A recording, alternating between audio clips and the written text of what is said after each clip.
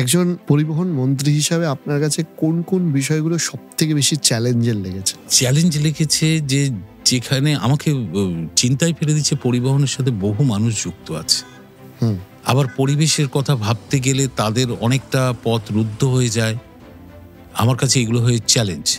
যেমন national green ট্রাইব্যুনালের order আছে যে 15 বছরের ওপরে বয়স হয়ে গেলে কমার্শিয়াল গাড়িগুলো কেএমডি এলাকায় বাতিল করে দিতে হবে। তাহলে আমি এক্ষুনি 2500 বাস বসে যাবে। এই 2500 বাস বসে গেলে তারা যে আবার 2500 বাস কিনে ফেলতে পারবে সে আর্থিক ক্ষমতা তাদের অনেকেরই নেই। সেখানে যদি 15 বছর মানে তার গাড়িটাকে ভেঙে ফেলা হয়, কোর্টের অর্ডার, কত কর্মী বসে যাবে, তাদের জীবন জীবিকা, কত কন্ট্রাক্টর কাজ হারাবে, মানুষ পরিবহন পাবে না। আমি কোর্টের অর্ডার মানবো না এগুলোকে বাঁচাবো? ফলে এগুলো হয়ে যাচ্ছে চ্যালেঞ্জ। এই 15 বছর সংখ্যাটা কোন মাথা থেকে বেরোলো?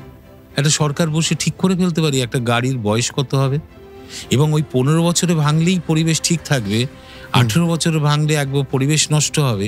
এই ভাবনাটা এলো কোথা থেকে?